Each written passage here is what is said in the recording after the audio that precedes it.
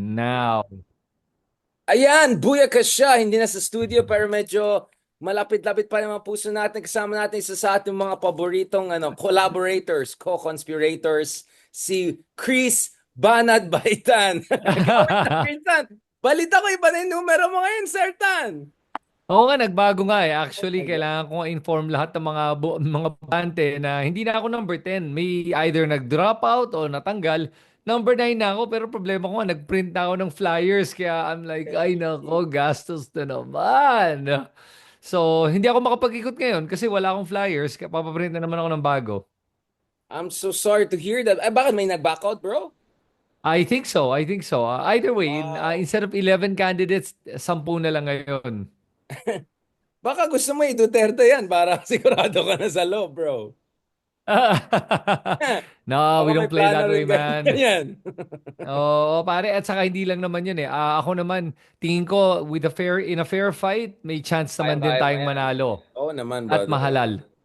Oo naman. Ikaw ba, brother? Of course, ang dami natin pag-usapan. Pasensya, medyo na-late ako ng mga 1-2 minutes because hindi ko mahanap yung aking Mike Velarde, all white, Michael Jackson, cheese, uh, cheese, ano tawag doon? Cheese the Harry Roque style, James Escudero. Si Sir Ronald, kasama ko kahapon, galit na galit ako sa kanya si Cheese. Kaya, ay nako. Bro, so let's start with bago tayo mag-Andrew Tate and Trump and all the Zelensky, syempre nag-Zelensky color na lang ako dahil galit tayo eh. Galit tayo. So, solidarity ako ngayon. Since hindi ko nahanap yung Velarde. Let's start first with Cheese. Anong basa mo kay Cheese itong latest na mga karate kid moves niya to explain yung kanyang delaying tactics, to be honest. Well, alam mo, with regards to Chisa Escudero, again, I truly believe na he is trying to position himself as somebody impartial. Nung sinabi nga niyang huli na tatanggi daw yan pag na-offer daw sa kanya yung posisyon ng Vice President in case ma-impeach si Sara, hindi daw niya itutuloy yon. So, yun pa lang syempre kasi imagine mo, ikaw yung sitting judge, tapos hindi lang yon, ikaw yung beneficiary pag matanggal tong si VP Sara at makonvict Well, siya, not di ba? directly, not directly. It's not sure. So we have precedents na hindi Senate President. At saka ba dapat ma-approve yan ng majority ng both houses, 2/3, if I'm not mistaken. But as I said, at least he has to make a pretension to neutrality because he could be one of the top candidates to replace Sara. Yes, and he already is saying na hindi siya interesado sa posisyon ng Vice President. At least that's what he's saying now. Tingnan natin kung totoo nga yun if and when the time comes, di ba? Iba naman yung pronouncements mo at iba din yung totoong decision mo at action mo eh. And matagal-tagal pa yan, kaya hindi natin masasabi talaga. O ngayon, sa usapan ng tagal, di ba? Ano sabi niya ngayon? July na, di ba? Bago mag-uumpisa yung actual trial. Pero mukhang sinasabihan na niya lahat ng mga staff ng Senate na magmadali na at i-prepare na yung mga kailangan i-prepare for this impeachment. And if you look at it naman, Richard, it's March ngayon, to prepare for all of this, baka umabot din naman tayo doon. Okay, sabihin mo nang mapaaga ng konti. Sabihin mo na. Okay? Pero tignan mo to. Again, elections are happening on May 12, if I'm not mistaken. And then, the new batch will come in by around June or July. Mga ganon, di ba? So, hindi ko talaga masabi na I can't really blame him, to be honest with you. I know a lot of people are, ganging up on him regarding this. But for me, I think it is strategic. I think it has a bigger chance of getting a conviction. And plus, makikita mo yung pulso ng bayan at makikita mo talaga kung saan baboboto yung mga tao. Team Philippines ba ang mga tao o Team China? Team impeachment ba o team no impeachment, 'di ba? Doon natin makikita based on how the people are gonna vote in this election. And from the way it looks, if they play their cards right, mukhang magiging team impeachment, team Philippines, team anti-pogo, yun ang mga mananalong mga issues of the day. Although, I mean, we could also call them Team Piatos or Right, team. tayo nga, Mary Grace Boys. Mary Grace Boys tayo. Oo, 'di ba? Natin naka-skinny legs shirt at naka-skinny jeans pa si Sir Ronald Llamas kaya talagang bagets na bagets ang dating. Parang boy band yung mga picture natin last week Na ito, balikan natin bro. Well, ako naman for me, siguro the issue is, well, klaro naman yung interpretation of forthwith. You know, you have to start Yes. immediately within reasonable boundaries. At in fairness naman to Cheese, at least he got the ball rolling in terms of accepting na the logistical foundations should be built. Pero I think many would say the trial itself could have also started. Na there's nothing naman in the Constitution stopping the Senate from starting the trial itself. So again, you can see na baka hindi lang dito concern yung long-term plans niya in 2028, right? Baka ang concern nga, baka matanggal siya as Senate President even before Right. tapos ang term niya. Kasi this is what I call the Mig Zubiri dilemma, right? Remember yung kay Kiboloy, yung kay Mig Zubiri?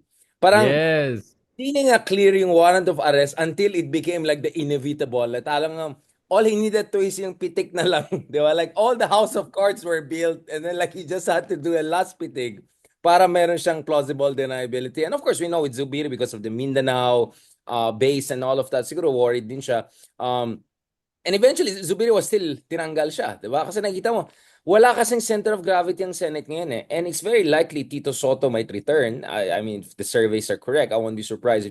And Tito Soto most likely will make a run for the Senate. So if you're Jesus Escudero, your nightmare scenario is you push this thing, you alienate the DDS base, and then you get kicked out of Senate President, and you're totally out of the conversation na, right? So the best thing you could do is like, kapit lang, magpusit games ka na lang hanggang, and then enough DDS might even win in the race, and then you might even have a chance to hold on to the Senate president, but do just good enough not to totally also alienate the other side. You know what I'm saying? And then siguro you can put something together for 2028. So parang sinasabi mo ba that he's sitting on the fence to try to satisfy both masters? Parang ganun ba yung dating dito? Is that what I'm hearing from you? I think he's building the fence and then he goes below the tunnel, looks in this side, and then goes and then and then he sits on the fence. I think he's going all around the fence 360. So I think again, you're right in a sense that, and in fairness, I mean, Senator Trillanes is the last one to be soft on the issue of Sara impeachment. Pero sabi Yep. niya, naintindihan ko talaga si Cheese, ipit ang kamay niya. So kaya feeling ko unfair talaga si Sir Ronald. Si Sir Ronald kasi galit na galit kay Cheese eh. But ako naman, parang nainis lang ako when Cheese was citing Ma'am Miriam Defensor. Parang she's not here to litigate her case. Kasi of course, he's not a luminary. He's a good lawyer, but he's not a luminary. So ang ginagawa niya, ginagamit niya yung kanyang interpretation ng Miriam Defensor's interpretation of the ERAP impeachment to kind of justify what's happening here. And I felt that's like, ayan na naman tayo, passing the buck. And Miriam's Ah, not there for us to ask her if this is a proper or is this even a comparable case? Is this the same? right. No, so parang feeling ko, ayan na naman, mga palusot games na naman nangyari. But the fact that he came out of vacation, Paris Fashion Week, whatever, to come out and give these interviews and all, I'll really give it to him. Pero parang di ko talaga kaya yung, ganyan talaga siya magsalita ng, sabi ko po sa inyo na ganito po. Ay, he really talks like that, no? Akala ko yung exaggerate lang ng mga kaibigan natin. Basta mapakit siya. At saka meron siyang ano ngayon, ano, parang meron siyang yung palagi gumagano, napansin ko. It's very distracting. Tapos yung Have you papakita noticed niya, that? Hindi mo ba ganyan napansin? ko I don't talaga. want to make fun of anyone's speech impediment kung meron. Pero Hindi yun ang isang naman, napansin ko. madaldal yan. Ang problema na hindi speech impediment, speech rhyming syndrome. Nagra-rhyme. Lahat ng mga sinasabi niya nag-end. Yung end ng each paragraph, nagra-rhyme. So parang medyo minsan, ano to, balagtasan competition ba or anything like that. But, having said that, I want to talk about this thing, no? So actually, as you know, may pinagawang survey ang mga ibang kaibigan natin, hindi na natin sabihin sino, pero in-embargo na nila, hindi nila ni-release because they didn't want popularity contest yung issue ng Sara impeachment. Hmm. Nevertheless, some of our friends, and these are our friends, WR Numero, no, nag-release sila, nagkaroon silang event this week pala, sorry, hindi pa pala next week na, Saturday pa lang.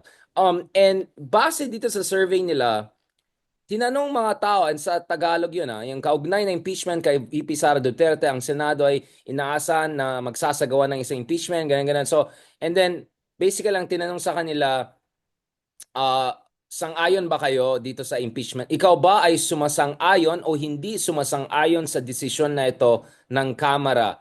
Lubos na hindi sumasang-ayon 7.5% in the whole Philippines, but it was highest in Mindanao at 15.5%. Hindi sumasang-ayon 50% Mindanao, 39.2% in Philippines. And then yung sumasang-ayon ay just below 30%. And then 20% lang hindi sigurado. So it's slightly moving in the direction of the Sara side. But where this survey got interesting is, meron follow-up question, binigyan yung specifics ng cases. So sabi nila, ang Senado ay inaasahan na magsasagawa ng isang impeachment, blah blah blah. Ilan sa mga allegations sa impeachment complaint na inihain ng Kamara ay ang sabuatan upang ipapatay yun, assassination plot, and then malversation o pag-abuso ng confidential funds at panunuhol at katiwalian sa Department of Education. Sa inyong pagtingin, ano ang dapat na maging desisyon ng Senado? Dito bigla bro, naging weird yung result. 40% bigla undecided. So, nung tinanong in general, gusto mo ma-impeach, 20% lang hindi sure. Nung binigyan ng details, biglang naguluhan, biglang kalos kalate. Ay, hindi ko alam ano sasabihin. So, parang naging weird yung, yung implication nito. So, ang worry nila, Sir Ronald, among others, is, and again, this is on due respect to my friends in WR Numero, is that baka ma-weaponize ito ng DDS camp to say or to scare yung mga senators na iba na lalo foot dragging sila. When in fact, if you look at it, you can actually raise some questions about the questioning in the survey. Right. And parang weird ang nangyari, like 40%. So, in short, baka best na lang, wag na natin tignan ng surveys. Let's just look at what is the constitutional duty of the Senate. Yeah. Well, remember Richard, that even she said nga, wala daw siya nakikitang clamor. He made that stupid argument that wala daw clamor, kaya ba't daw siya magmamadali? And then people reminded him na it's not about the clamor or not. Like you said, it's not a popularity contest. There is a mandate that they need to fulfill. They need to do their job. Kailangan nila ipatupad itong impeachment. Ngayon, kung hindi nila gawin yung trabaho nila, then they're actually neglecting their sworn duties. Yun lang naman yun eh. And at the end of the day, alalahanin natin na karamihan talaga na ating mga mamamayan, unfortunately, and I mean this with as much respect as I can give our people, marami talaga have low comprehension skills at hindi talaga na alam kung ano yung nangyayari sa ating bansa o kaya hindi din nila maintindihan yung mga tanong na binibigay. Therefore, that's why kaya pag tinignan mo yung survey nung binigyan na yung mga detalye, hindi na nila naintindihan yung tanong kaya ang sagot na lang hindi sila sigurado. Yun eh. Complicated pare, di ba? I mean, I don't think, kahit siguro edukado ka, ang komplikado yun eh. Yung Yeah. di sa malversation, yung grave threat issue. So, kumbaga, the more you introduce details, the more confused people get. That's why you shouldn't rely on popular opinion or snapshots of popular opinion for fulfillment of your constitutional duty, di ba? Yep. And not just that, alalahanin mo that as kung you're part of the government, may trabaho kang kailangan gawin. Sometimes it's not the popular decision, but it's the right decision. Kasi if you let the mob dictate kung ano yung pwedeng at tamang gawin para sa ating bansa, my God, we are going to be in chaos. That's the reality. Because majority of people can't even manage their own lives, let alone try to manage a country. So, kung gagawin mo lahat ng mga decision mo based on popularity, my God, good luck talaga sa ating bansa.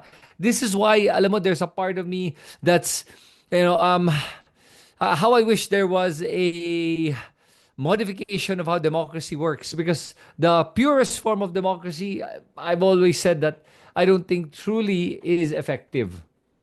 Well, I mean, for instance, I think in Germany, there's a requirement to have a graduate degree if you're going to run for parliament or something like that. So some countries have some qualification that some may find very elitist or anti-egalitarian. So there are multiple permutations of democracy we can talk about. Ako naman, for me, I'm all compassion sa ating mga kababayan. If your life is a daily grind, right? Yep. Day you're worried about whether mapapakain mo yung pamilya mo. Every day, nagwo-worry ka kung you can afford the jeepney to go back home at night. Diba? We know there are teachers who walk through the EDSA during Yep. morning times. You know, for me, meron ba silang oras na manood ng lahat ng podcast natin or magbasa ng Rappler or Inquirer, ganun? So I'm realistic on that. For me, ang mas nakakainis dito sa issue na ni-raise mo, pare, perfect transition yan. Yung mga iba na nagkakandidato lang dahil lang sa tingin nila, sikat lang sila, fame. I mean, let's Yun. our good friend, right, 'di ba? Hanggang ngayon, tinatanong sa kanya, ano bang batas na gusto mo, 'di ba? Sabi, hindi, ikaw anong batas gusto mo? Parang estudyante na tinanong tapos hindi mo alam yung sagot. Hindi, ikaw magaling kang teacher, 'di ba? Hindi, sagutin mo yan, ikaw nga, 'di ba? Tapos, ay hindi, kailangan ko pala pag-aralin yung Sara impeachment. And then yung palusot as always, which is the very, let's just call it, how many more Robin Hood Padillas we need? The palusot is, oh, wala akong alam or wala akong ganyan-ganyan, pero wala rin akong alam sa corruption, blah, blah, blah, ganyan.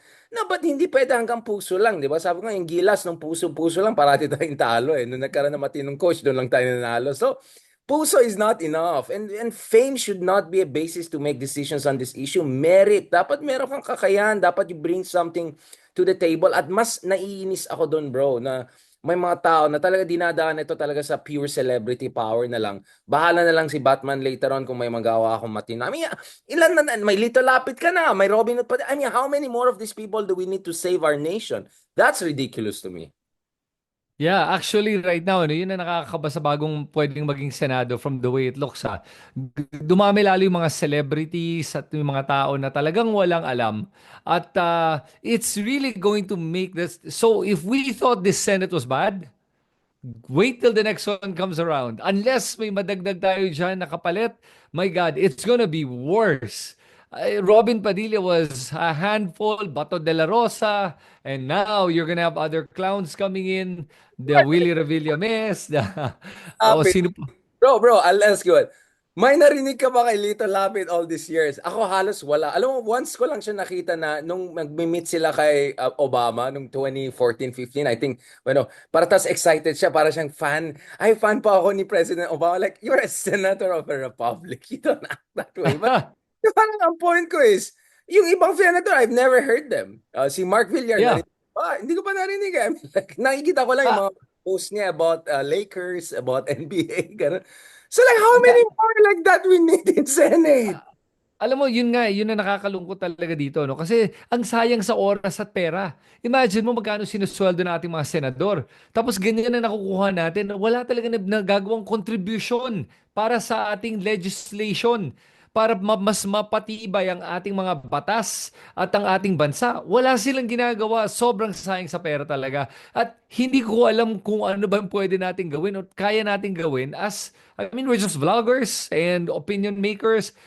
Meron ba tayong magagawa para maibago yung pag-iisip ng ating mga kababayan na wag na nating iboto to dahil sayang sa pera talaga to, sayang sa sweldo. Tayo nagsusweldo diyan eh. Hindi ko alam kung anong gagawin talaga. Sayang sa... Tsaka sayang yung bagong building ng Senado. Mukhang bubukas na pare. Medyo BGC yung malapit sa beach. Parang Alam mo, bagay you know, sila dyan. alam mo, now that you mentioned it, yung pa yung isa talagang issue ko just sa Senate natin ngayon. Yung 31 billion na sinasabi lang wala daw sila nakikita na overpricing sus Mariosep cheese. It's called overspending. Why would you spend 31 billion for a building? Pambihira naman, mas mahal pa siguro yung building na yan kaysa sa Shangri-La. You know, mga Substance. developers don't spend that much and these guys decided to spend 31 billion for that monstrosity and nilagay pa na sa BGC. I've always said na, I don't know if I've ever said this to you, Richard, na sana talaga gawin ng ating Senado at Kongreso ay they spread themselves out. For example, the Senate should be in the Visayas or Mindanao. Then Congress should be in Visayas or Mindanao. Good Para idea. sa ganun, yung kung saan sila mapunta, first of all, it actually pushes the density outside of Yes. Manila, number one. Number two, it actually also helps the business in that area pag andun yung Senado at yung Kongreso.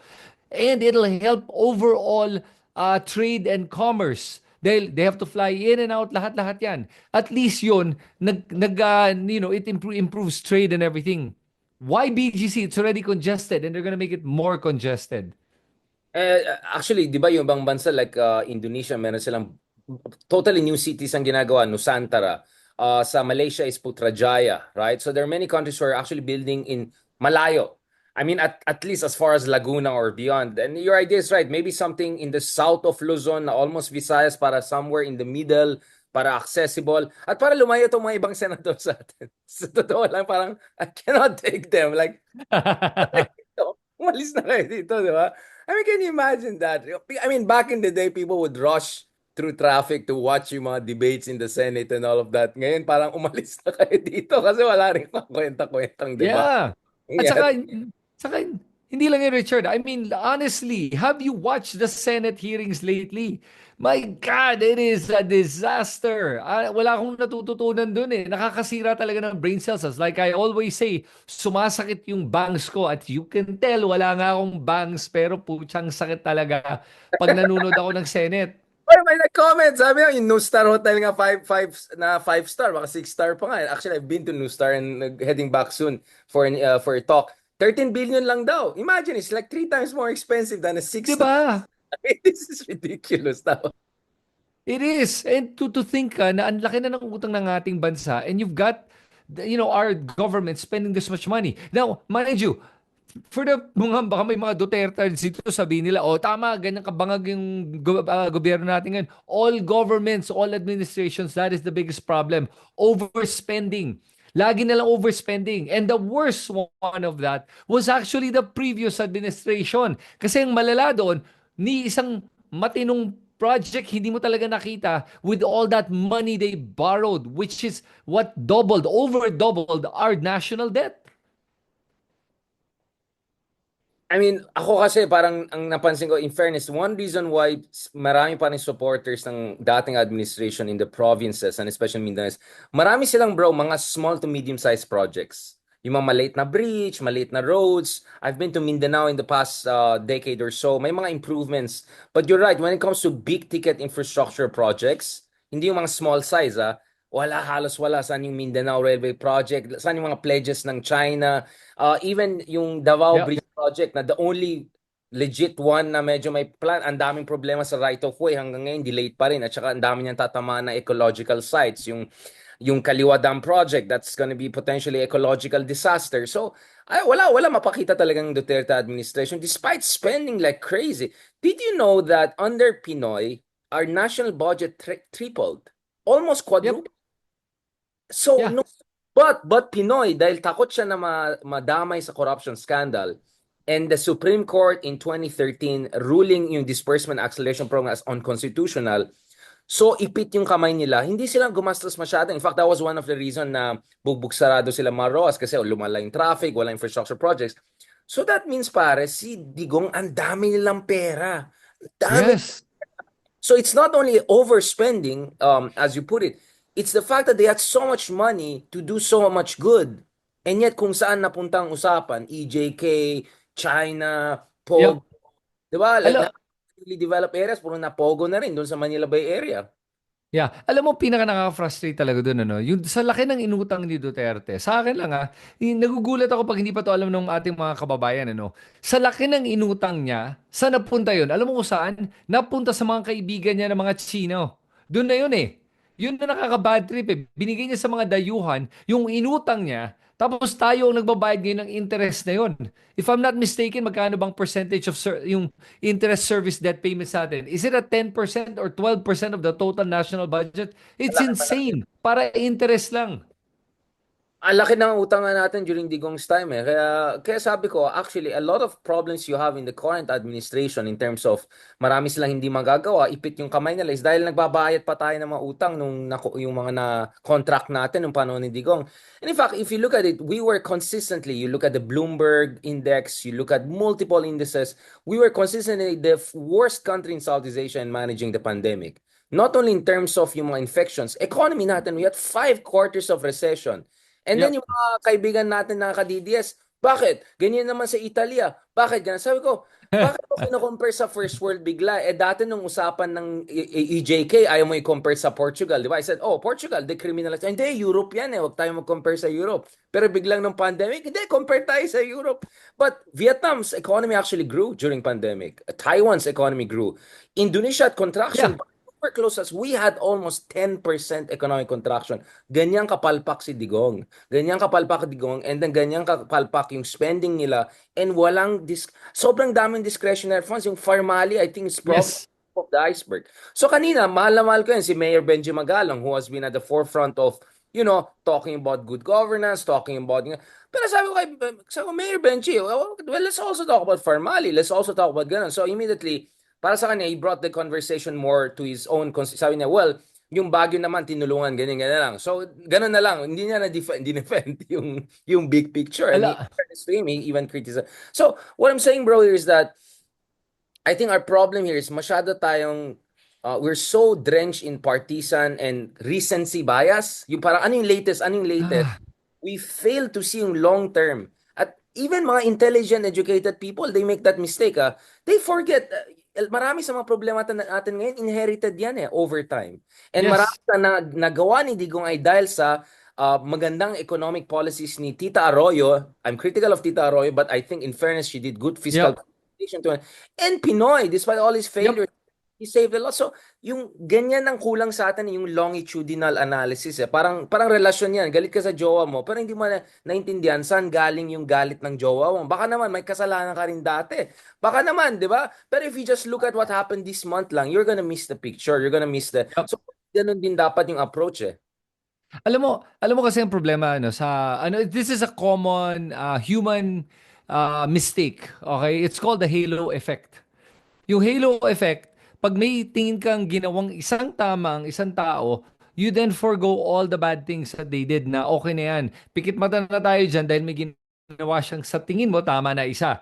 So yung palaging tinataut nila na tamang ginawa ni Digong ay yung peace and order daw.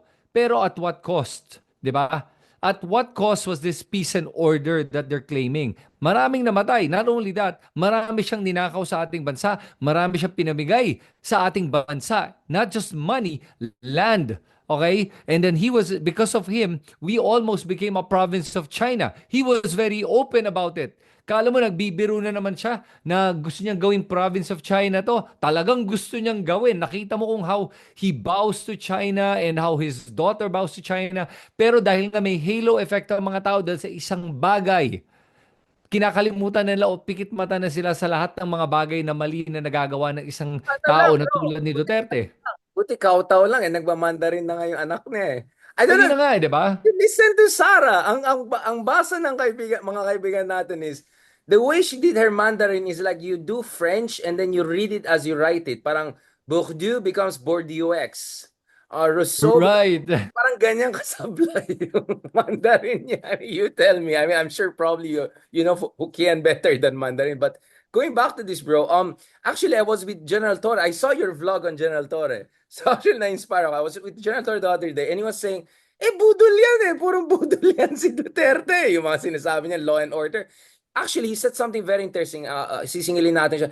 He said, ang daming parang buy-bust operations panahon ni Digong, pero ang konting nahuhuling drugs. Ngayon, Yep. mas konti yung buy-bust operations, mas konting namamatay, pero ang daming nahuhuli. So bakit ang tinitignan ng tao ay yung frequency of buy-bust operations, hindi yung resulta?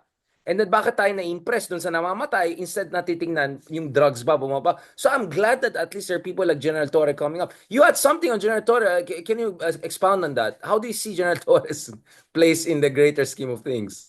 Alam mo, he really inspires me and parang lalo ako nagkaroon ng tiwala sa ating mga kapulisan dahil kay General Torre and how his demeanor is, how he conducts himself. At nakikita mo that even as a police general, he is using the law in its proper ways to be able to fight whatever crime or misinformation that's happening. Hindi niya inaabuso yung kanyang posisyon. I like that. And honestly, nung panahon ni Duterte, marami natakot sa mga ating kapulisan at hindi nila mapagkatiwalaan ng ating mga kapulisan because of General Torre. Nakikita mo ngayon dito that hey, pwede silang pagkatiwalaan at yes, maraming matitinong polis. And as a matter of fact, naalala ko nga nung one time na papunta ako sa Pasig dito sa Ortigas Center na police station. Nakausap ko yung mga police doon eh. Nagkwentuhan kami kasi nakilala nila ako. Eh nakita ko nga talaga sa kanila na sila mismo, they weren't in total agreement with what happened nung Right. panahon ni Duterte. Talagang ano lang, parang alam mo yung wala lang sila magagawa, inuutos eh. Pero marami din ayaw nilang gawin yun eh. May iba nga na hindi nilang sumunod sa batas, sa batas, hindi nilang sumunod kay Duterte na pumatay ng tao eh. So may mga ganun pa rin mga matitinong mga pulis. Actually, maraming matitinong pulis. Mas konti yung mga bad apples except na-highlight sila ngayon. Kasama ba si Bato dyan? No, no, but Ay, you're nako. absolutely right. You're absolutely right. In fairness to him, kasi ako, malapit ako sa AFP military nung time ni Digong eh. For many reasons, including because of West Philippines issue, but also because I felt safer with them. But to be honest, because of my interactions with the PMA Academy, and with also with, and more recently with General Torre, parang medyo tumataas yung aking paniniwala, tsaka yung, I'm more hopeful na sana mas security sector reform natin yung kapulisan natin because I think our police men deserve more respect, but there should be some institutional reforms, and no one better to do that than, fingers crossed, God willing, next police chief, right? Of course, doon tayo kay Sir Marbel, right? Yung Well, na-extend ng 5 months pa, di ba? ito, But hopefully after the current PNP chief, sana we have someone like him as the PNP chief para tuloy-tuloy na. I mean, Mayor Magalong is also could have become the PNP chief, except yun nga, binuking niya yung ano, yung mamasapano ng kapalpakan ng Pinoy administration. So, my fingers crossed ako na sana hindi ma-derail itong promotion ni, I mean, or expected, promotion further of the CIDG director Torre. Kaya minsan natakot ako, bro, baka masyado natin siya binibida. Dadami yung mga kalaban. Kaya minsan, hinahilay lang tayo. pare, alam mo sa akin naman, ano, hindi ko naman siya binibida. Nakita ko lang talaga yung tama niyang ginagawa at gusto ko lang talagang pag-usapan yun dahil sa akin, kailangan talaga malaman ng tao itong mga ganitong klaseng mga liderato natin, especially sa posisyon ng mga kapulisan. At pinapakita niya na maganda siyang example para sa lahat ng ating mga kapulisan na sundan kung paano ba talaga yung how do you conduct yourself. Although may mga palpak din naman siya, pero ang maganda sa kapalpakan niya kasi inaamin niya at nag-apologize at nagre-resign kung kailangan, 'di ba? May humility yung tao. And for me, that was one of the most important traits na nakikita ko with him na wala si Bato de la Rosa. Na wala yung mga ibang mga generals ng kapulisan natin. At look at Marbil, what happened to him right na just last week, 'di ba? Yung nahuli siya na gumagamit ng bus expressway tapos may emergency daw, nagpapalusot pa. You know, ito si Torre, nakikita mo hindi siya abusadong klaseng pulis eh. And because of what he's doing, kaya siya tinitira ngayon ng mga Dutertards. Yung mga bayad na trolls ha. Yun lang naman ang rason eh. Pag effective ka sa ginagawa mo at tama ginagawa mo, talagang titirahin ka talaga ng mga Dutertards eh. My concern nga, baka hindi lang Duterte. I mean, there's always gonna be professional jealousy, and he's, bro, sobrang grabing organic support for him. Like every time you post something about him, grabe. Nung una akala ko, sabi, may troll farm ka ba, General Torre? Where are people coming from? Right? Because nung pinaka first time na interview ko siya, live from, sa loob siya ng compound ni Kibuloy, susugurin na nila. And I said, no one is Oh, gonna watch it. No one is gonna watch. It was like, nasa Siargao pa ako, tapos different state of mind. Ito yung time na si Harry Roque na sabi niya, Team Kadiliman at kasama. So, I was not taking it seriously. And then like, midnight, people are still watching. And then the next morning, I wake up, there's like 1,000 comments. And it looks oh wow. like, yeah. So sabi ko, mukhang organic ito. So, you could see pare na there is a desperation among our people for decisive leaders na matino. No? Makikita mo talaga, at the end of the day, ang Pinoy, ang gusto talaga nila matinong leader. Yun lang, Yep. nabubudol kasi tayo once in a while, unfortunately. But pagod na kasi tayo sa mga pakwit lang at saka mga ano lang yung mga mahina eh. Yeah. Dun mo nakikita yung pinagkaiba nilang dalawa ni Bato de la Rosa, no? Pag tinignan mo si Bato de la Rosa as a policeman, ano, then tignan mo si General Torre as a policeman, ang biggest difference sila, Bato de la Rosa will be selective in how he enforces the law, depending on who you are. General Torre, you're high and mighty or you're not, the law will be applied and enforced equally.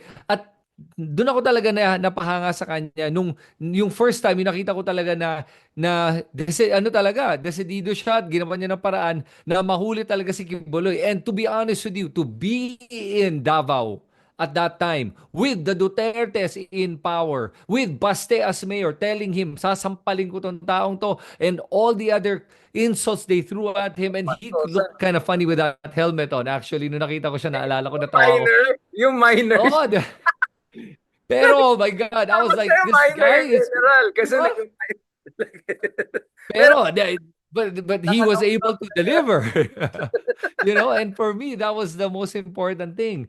And Man, he made the government look good. He made the administration look good. He made the DILG look good because of what he did. So that's why ako all praise ako for General Toro and Oo naman, hindi Tore, naman and I natin hope maybe one day yeah, I of get to course, interview. bro. Objective naman tayo. Ang point ko lang is, syempre, yung mga mainggit na pocket chime kino-cover na Yes.